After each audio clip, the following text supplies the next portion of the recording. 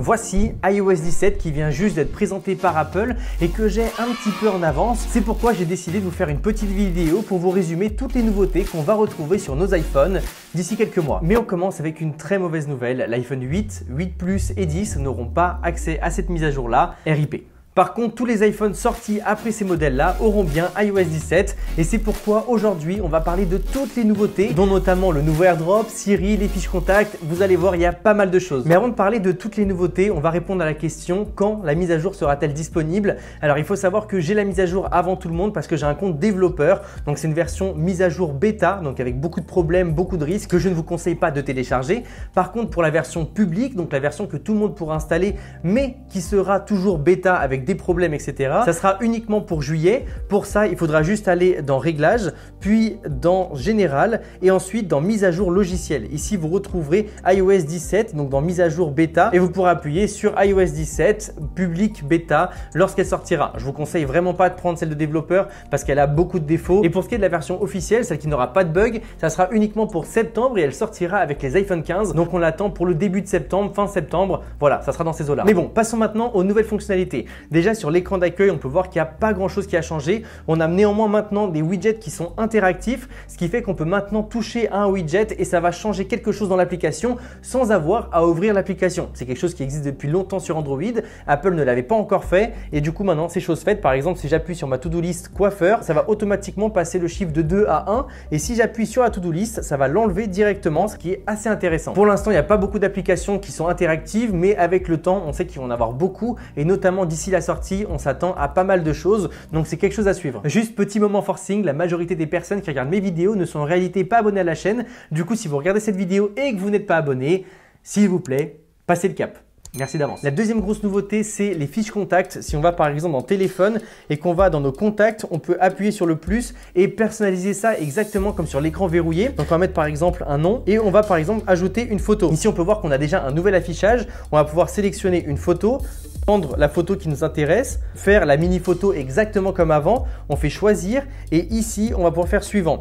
Ensuite on va avoir cet écran et cet écran c'est le fameux écran qui ressemble à l'écran verrouillé. On va par exemple pouvoir appuyer sur photo et choisir la photo qui va aller ici. Donc là par exemple on peut voir qu'il y a un effet de profondeur exactement comme sur l'autre mode. On va pouvoir également changer le nom si on le souhaite. On va pouvoir mettre des effets, donc là ça va directement détourer et faire quelque chose de sympa. On va pouvoir prendre notre nom et changer la taille de police, changer les couleurs. Bref, c'est juste super sympa, j'aime beaucoup. Et ensuite, si on fait OK, ça va directement changer l'affichage lorsqu'on nous appelle. Alors là, on peut voir que c'est pas très beau parce qu'il y a des bandes noires. Mais si je fais retour, je peux évidemment modifier ça en augmentant la taille de la photo. Voilà. Là, on perdra peut-être un petit peu l'effet profondeur, mais dans l'idée, voilà, ça rend super bien. On fait OK et lorsque quelqu'un nous appellera, on aura cet affichage-là qui est franchement plutôt sympa. Une fois que la fiche contact a été modifiée, on la retrouve comme ça avec ici les différents boutons, donc message, appel, vidéo et email. Et avec cet effet flou qui rend juste super bien et on peut évidemment, comme d'habitude, compléter notre fiche contact, ce qui est toujours très intéressant. Vu qu'on parle de contact, on peut continuer avec les messages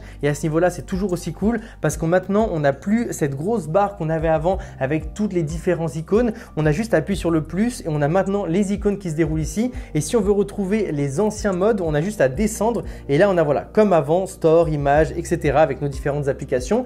Moi, ce que j'aime particulièrement, c'est ce menu-là qui permet de faire pas mal de choses, dont notamment envoyer notre position de façon très concrète. On peut également demander la position à quelqu'un si la personne n'est pas habituée à la technologie. Elle aura directement la demande, elle aura juste à accepter ou non. Et on peut même envoyer un lieu. Donc là, on peut sélectionner l'endroit où on veut se retrouver et envoyer le repère pour que la personne puisse nous retrouver. Donc à ce niveau-là, ça a été très bien travaillé et surtout, c'est déjà très bien optimisé pour une version bêta. Ensuite, on peut également envoyer des messages audio, donc ce qui est basique. Et la grosse nouveauté sur iOS 17, c'est les autocollants. Les autocollants, c'est quelque chose qu'on va pouvoir créer automatiquement. On a juste à appuyer sur le plus, sélectionner la photo qu'on veut convertir en autocollant.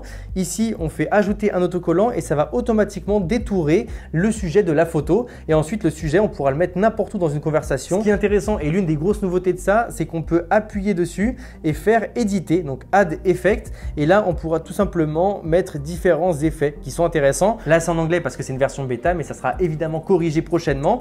Une fois que c'est fait, on fait done et on a l'effet qui a été corrigé. Et franchement, c'est très cool. On pourra également avec le temps avoir des autocollants qui viendront d'applications tierces. Par exemple, là, j'ai des autocollants NordVPN qui sont très sympas avec un petit robot qui fait différentes têtes. Donc, c'est quelque chose qui est toujours intéressant. Et comme les autocollants normaux, ça peut tout simplement se mettre sur n'importe quelle image, n'importe quelle conversation et ça peut permettre de réagir aux conversations. Donc, c'est toujours cool. Ensuite, juste à côté, on a évidemment FaceTime avec deux grosses nouveautés. La première, c'est de pouvoir laisser un message vocal vidéo. Donc, c'est un message vidéo. Donc, c'est un sorte de répondeur en fait qui permet tout simplement de partager le moment qu'on avait décidé de partager avec la personne qu'on appelle, même si elle ne répond pas, ce qui est toujours intéressant. Et on a également une nouveauté par rapport au partage de contenu depuis notre iPhone, par rapport à des présentations, de partage d'écran, juste de vidéos, de musique. Et à ce niveau-là, c'est très bien fait. J'ai pu faire quelques tests et honnêtement, ça fonctionne super bien. Et sur Mac, ça a été poussé encore plus loin parce qu'on peut maintenant se détourer automatiquement comme si on avait un fond vert, évidemment sans avoir besoin d'un fond vert, et nous calquer à l'intérieur de notre présentation et de mettre des fichiers derrière nous, etc. Ce qui rend super bien et qui fait très pro. Et en plus, c'est pas compatible qu'avec FaceTime, mais bien avec d'autres applications tierces comme par exemple Teams. Du coup, pour les personnes qui utilisent leur Mac pour le professionnel,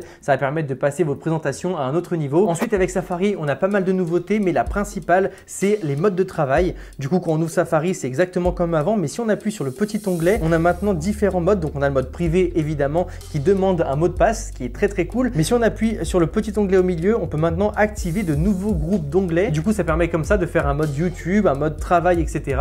et de pouvoir développer les groupes d'onglets et de les avoir toujours bien rangés. Et surtout, ça permet d'avoir une meilleure expérience avec Safari de façon générale. Franchement, je trouve ça très cool. Pour ce qui est de l'application musique, on n'a pas beaucoup de nouveautés pour le moment, mais il y a un truc très intéressant, c'est que déjà, on a une sorte de nouvel onglet en bas qui rend très bien. Et lorsqu'on clique sur la musique, on a un tout nouvel affichage. Alors, pour rappel, ça, c'est l'ancien affichage et ça, c'est le nouveau. Donc, avec la couverture de l'album qui prend tout le haut de l'écran et qui a en plus un effet flou qui rend super bien. Et en plus de ça, pour certains albums, ça va être animé. C'est juste un bijou. Quand j'ai vu ça, j'ai pété un câble. Et je pense que c'est vraiment l'évolution des interfaces Apple. C'est l'animation et en plus, l'interaction avec l'écran qui va être le plus optimisé possible. Et là, pour le coup, c'est juste magnifique. Franchement, il faut l'avoir devant soi pour s'en rendre compte, mais c'est juste génial. Juste après, on a la partie santé qui a aussi été travaillée. On n'a pas grand chose en termes de modification d'interface. Mais ce qui est intéressant, c'est que si on va dans parcourir, on a maintenant l'option bien-être mental qui est super intéressante parce qu'elle a été travaillée par Apple pour essayer de nous aider à nous entretenir et à voir si on a des pathologies. Et ce qui est cool, c'est qu'on peut tout le temps, même si on n'a pas d'Apple Watch,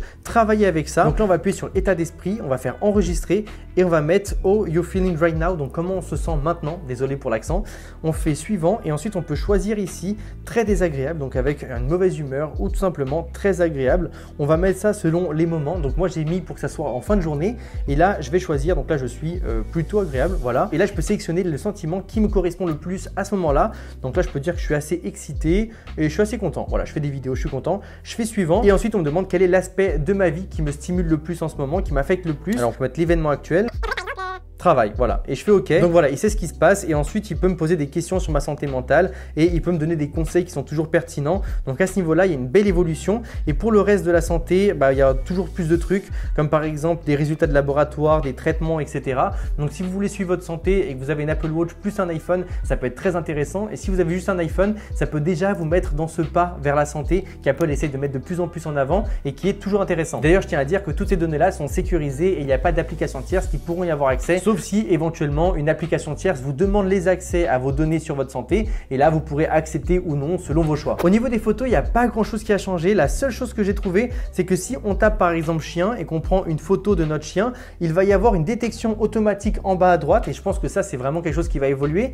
Et si on appuie sur le chien, il va nous donner une recherche de chien et il va nous expliquer quelle est la race du chien. Il va également nous proposer d'autres photos de cette race de chien là et globalement c'est assez intéressant et je pense que ça va évoluer avec le temps, qu'on va avoir ici tout le temps plein d'icônes qui vont varier selon ce qu'on va faire. Et par contre, par rapport au reste, il n'y a pas grand chose qui a changé. Juste un petit truc, c'est quand on appuie sur modifier, l'onglet de retouche est un peu simplifié, donc ça rend mieux. On peut comme ça, par exemple, choisir de modifier nos photos de façon beaucoup plus simple. Donc globalement, voilà, on valide, c'est simplifié, c'est toujours mieux. Au niveau de l'application plan, c'est très intéressant parce qu'on peut maintenant télécharger un plan pour pouvoir le consulter lorsqu'on est hors ligne. Donc si par exemple vous voyagez et que vous n'avez pas une grosse couverture internet, vous pourrez par exemple télécharger le plan de Paris dans son intégralité et consulter le plan, naviguer sans avoir à consommer vos données cellulaires. Donc pour faire ça, tout ce qu'on a à faire, c'est appuyer sur notre photo et appuyer sur plan hors ligne, télécharger. Là, on va télécharger un nouveau plan et on peut faire par exemple Paris. Et là, ça va sélectionner Paris. On fait télécharger et le tour est joué. Ça part sur un petit téléchargement et ensuite on pourra l'utiliser hors ligne. On en a un peu parlé avec la partie widget interactif, mais l'application Rappel a aussi pas mal évolué,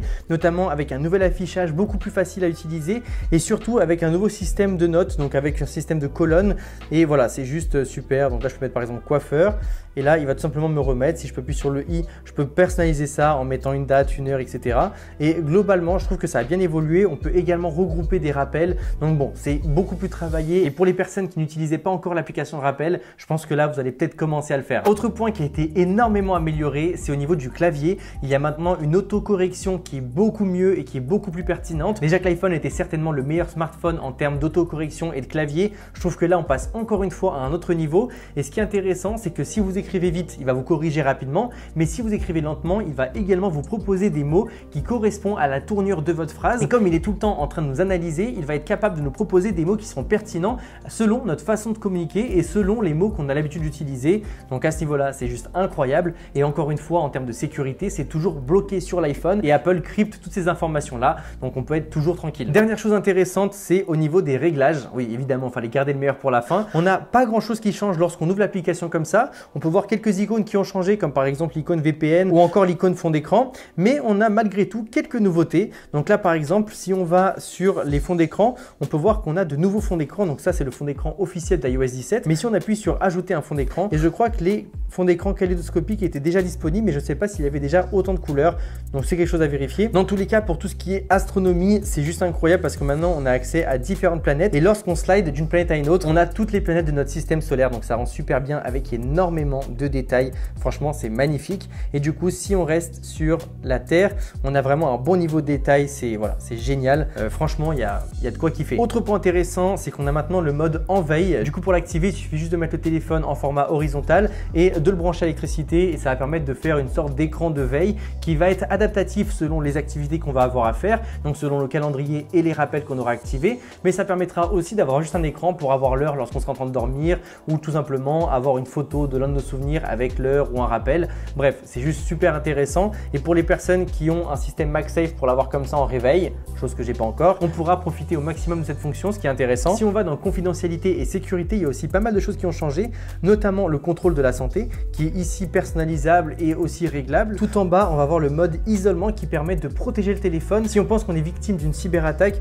et qui permet comme ça d'avoir une protection intégrale. Si vous avez un doute, vous l'activez et vous allez en Apple Store pour avoir des réponses à vos questions. Ça peut toujours être un bon moyen de protéger nos données personnelles. Autre petite chose, toujours au même endroit, c'est l'avertissement relatif aux contenus sensibles. En gros, s'il y a des contenus du style nudité, etc., le téléphone va automatiquement le bloquer et du coup, c'est très intéressant si vous avez des enfants ou si vous voulez juste pas être pollué par ce genre de contenu qui peut arriver sur les réseaux, etc. Donc comme ça, vous êtes tranquille, vous appuyez dessus et vous savez que l'iPhone va automatiquement protéger vos données et notamment sur tout ce qui est AirDrop, messages, etc. Et dernière petite chose, le mode photo n'a pas trop changé. Et par contre, s'il est un peu tordu, il va nous dire qu'on a des barres qui sont un peu tordues et il va nous aider comme ça à mettre le téléphone le plus droit possible. Ça rend super bien et c'est vraiment très pratique. Bon voilà les amis, je pense qu'on a fait le tour de toutes les nouvelles fonctionnalités. Évidemment, il y a des choses qui vont sortir petit à petit, donc pensez bien à vous abonner pour ne pas rater mes prochaines vidéos sur le sujet. Et surtout, Apple a créé énormément de choses sur cette WWDC, donc cette nouvelle conférence. Donc pensez bien à vous abonner pour ne pas rater les prochaines nouveautés qui pourraient sortir sur la chaîne. Nous on se dit à très vite, salut à tous, c'était André Martin.